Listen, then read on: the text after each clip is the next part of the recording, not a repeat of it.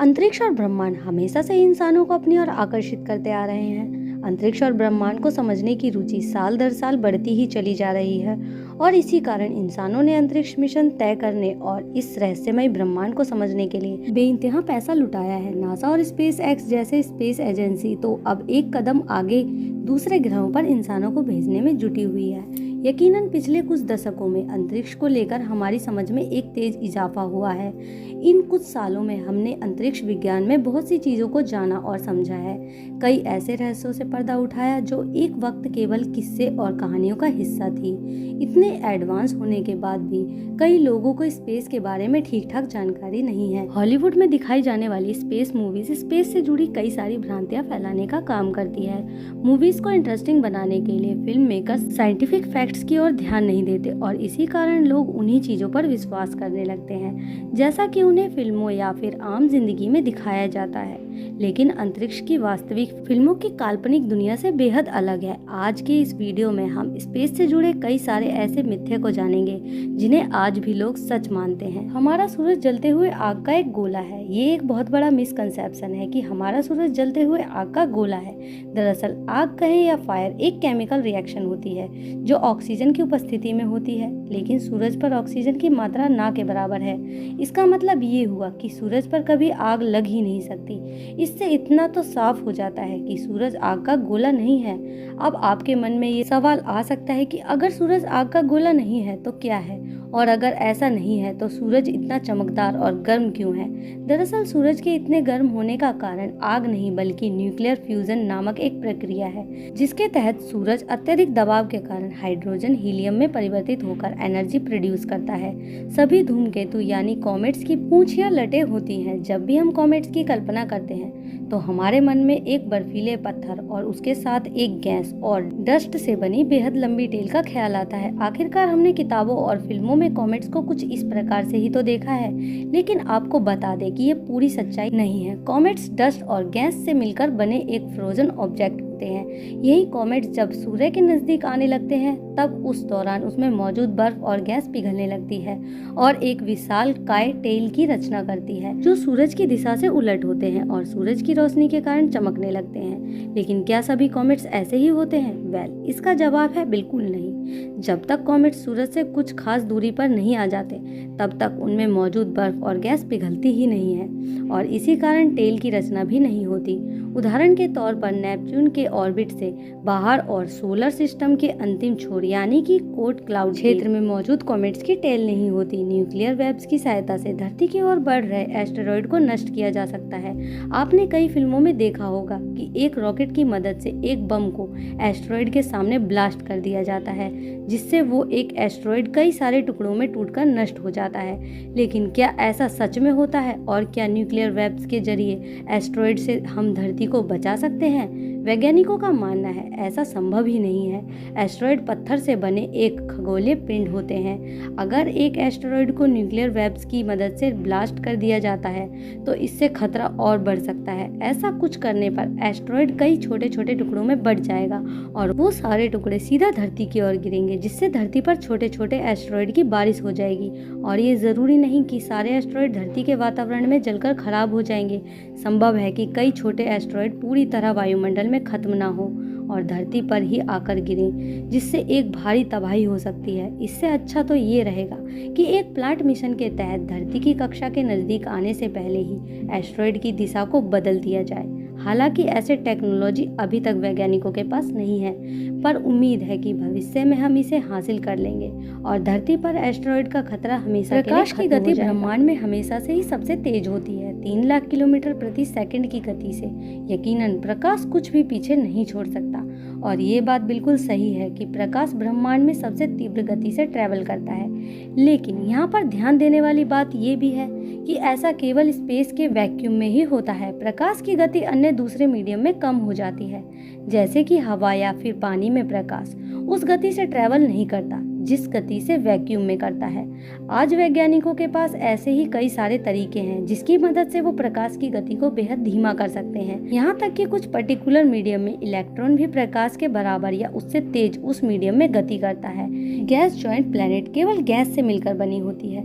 हमारे solar system के बाहरी प्लैनेट्स जैसे कि जुपिटर, सैटर्न, यूरेनस और नेपच्यून को गैस जॉइंट कहा जाता है, क्योंकि इन प्लैनेट्स का वातावरण 7 गैसेस से मिलकर बना होता है।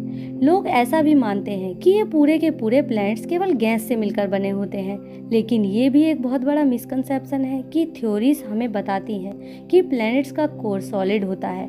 इससे ये साबित हो जाता है कि गैस जॉइंट्स केवल गैस से मिलकर नहीं बनी होती। एस्टेरॉयड बेल्ट में दाखिल होने वाले स्पेसक्राफ्ट नष्ट हो जाते हैं। ये एक बहुत बड़ा मिथ्य है जिससे कई लोग आज भी सच मानते हैं। हॉलीवुड मूवीज में अक्सर स्पेसक्राफ्ट्स को दिखाया जाता है जिसका सामना कई सारे पत्थरों से होता है। बेसिकली ये एक एस्टेरॉयड बेल्ट होता है जिससे एक स्पेसक्राफ्ट गुजरता है और कई बार स्पेसक्राफ्ट किसी पत्थर से टकराकर नष्ट हो जाता है। खैर, ये तो मूवीज की दुनिया थी, वास्तविकता में ऐसा कुछ नहीं होता। एस्टेरॉयड बेल्ट सूरज से 200 मिलियन मील दूरी पर शुरू होता है और ये लगभग 100 मिलियन के दायरे में फैला हुआ होता है। ये बात बिल्कुल सही है कि एस्टेरॉयड बेल्ट एस्टेरॉयड से भरा पड़ा है, लेकिन ये बात तो आपको कोई नहीं बताता कि एक एस्टेरॉयड बेल्ट में मौजूद एस्टेरॉयड एक दूसरे से काफी ज्यादा दूर हैं। साथ ही इसमें एस्टेरॉयड की संख्या भी ज्यादा नहीं है। अगर इस बेल्ट में मौजूद सारे एस्टेरॉयड को मिला दिया जाए तब भी उन सब का मास हमारे चांद के मास का केवल 4% ही होगा। इससे आप समझ सकते हैं कि एस्टेरॉयड बेल्ट एस्टेरॉयड से खचाखच भरा नहीं है, बल्कि ये एक सुनसान सी जगह है जहां थोड़े बहुत एस्टेरॉयड ही मौजूद हैं और किसी भी स्पेसक्राफ्ट से इस एस्टेरॉयड के टकराने की संभावना बेहद कम है। नासा द्वारा किए गए पायनियर और वजन मिशन को भी एस्टेरॉयड बेल्ट से गुजारा था और उस मिशन के दौरान इन दोनों स्पेसक्राफ्ट्स की टक्कर किसी भी एस्टेरॉयड से नहीं हुई थी। ये इस बात का सबूत है कि एस्टेरॉयड बेल्ट में मौजूद एस्टेरॉयड की दूरी एक दूसरे से बहुत ज्यादा है। स्पेस में जाने के तुरंत बाद आप वेटलेसनेस करेंगे। सभी वैज्ञानिक इस बात पर सहमति जताते हैं कि अंतरिक्ष 62 मील ऊपर से शुरू हो जाता है। इसके बाद से धरती का वातावरण लगभग वैक्यूम जैसा ही है, लेकिन इसका मतलब ये बिल्कुल नहीं है कि इस बिंदु के ऊपर जाने के बाद आप अचानक से वेटलेसनेस महसूस करने लगेंगे। अगर आप एक एक्सेलरेटिंग रॉकेट में होंगे तो यकीनन आप धरती की ग्रेविटी महसूस करेंगे। आपको वेट लॉस तभी महसूस होगा जब आप फ्री फॉल की स्थिति में होंगे। किसी भी चीज को ऑर्बिट करने का मतलब होता है उस चीज के चारों तरफ हमेशा के लिए गिर जाना। जैसे कि हमारा चांद धरती की तरफ, धरती सूरज की तरफ और सूरज गैलेक्सी के केंद्र के चारों तरफ फॉल कर रहा है। अगर आप धरती से 250 मील ऊपर होते हैं तो आपको 17,500 मील प्रति घंटे की रफ्तार से धरती को ऑर्बिट करना पड़ता है, तब जाकर आपको वेट लॉस महसूस होगा। ये वही स्पीड है जिस स्पीड से स्पेस स्टेशन और उसमें मौजूद अंतरिक्ष यात्री धरती का चक्कर लगाते हैं। हम रात के आसमान में अनगिनत तारों को देख सकते हैं। ये भी एक बहुत बड़ा मिसकंसेप्शन है कि हम रात के आसमान में अनगिनत तारों को देख सकते हैं। रात के आसमान में देखने पर पूरा का पूरा आसमान तारों से भरा होता है और इन तारों को एक एक कर गिन पाना बेहद ही मुश्किल होता है। इसलिए लोग ये मान बैठते हैं कि आसमान में अनेक तारे हैं और इन तारों की गिनती करना संभव नहीं है, लेकिन ये बात बिल्कुल गलत है। रात के आसमान में हम कुछ खास अपार्टमेंट्स मैग्नीट्यूड के तारों को ही अपनी आंखों से देख पाते हैं, जो तारे धरती से बहुत दूर होते हैं या फिर जिन तारों की ब्राइटनेस बहुत कम होती है वो धरती से दिखाई नहीं देते। वैज्ञानिकों की एक स्टडी के मुताबिक आसमान में हम केवल 3000 तारों को ही अपनी नंगी आंखों से एक समय में एक जगह से देख सकते हैं। इससे ज्यादा तारों को देख पाना इंसानी आंखों के लिए संभव नहीं है। ग्रहों के चांद ग्रह को एक दिशा में ऑर्बिट करते हैं जिस दिशा में वो रोटेट करता है। ये बात सौरमंडल में मौजूद सभी ग्रहों के लिए तो सही है, लेकिन नेपच्यून का चांद ऐसा नहीं है और ये सौरमंडल का एकमात्र ऐसा चांद है जो प्लेनेट के विपरीत दिशा में चक्कर काटता है। ये चांद हर साल नेपच्यून के करीब चला जाता है और एक वक्त ऐसा आएगा जब इसकी टक्कर नेपच्यून से हो जाएगी। हम जल्द ही इंटरस्टेलर स्पेस में यात्रा कर सकेंगे।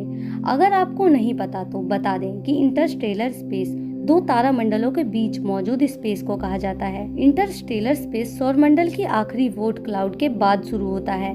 अक्सर हमें मूवीज में दिखाया जाता है कि स्पेसशिप की मदद से अंतरिक्ष यात्री इंटरस्टेलर स्पेस की यात्रा करते हैं और इसी कारण कुछ लोग ऐसा मान लेते हैं कि जल्द ही इंसान भी इंटरस्टेलर स्पेस में यात्रा कर सकेंगे। लेकिन दोस्तों, सच तो ये है कि हम अभी भी अपने पड़ोसी मंगल ग्रह तक जाने में असमर्थ हैं। इंटरस्टेलर स्पेस तो बहुत दूर की बात है। मंगल ग्रह हमसे केवल 250 एस्ट्रोनॉमिकल यूनिट की दूरी पर मौजूद है। यहाँ तक जाने में ही हमें 9 महीनों का समय करंट टेक्नोलॉजी के अनुसार लगेगा।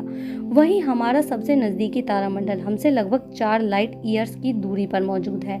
आपको बता दें कि 1 लाइट ईयर लगभग 7000 एस्ट्रोनॉमिकल यूनिट के बराबर होता है। इस हिसाब से 4 लाइट ईयर्स का मतलब होगा 2,40,000 एस्ट्रोनॉमिकल यूनिट। अगर हम अपनी करंट टेक्नोलॉजी के हिसाब से भी जाएं, तो भी वहां तक पहुंचने में हमें कई 100 सालों का वक्त लग जाएगा।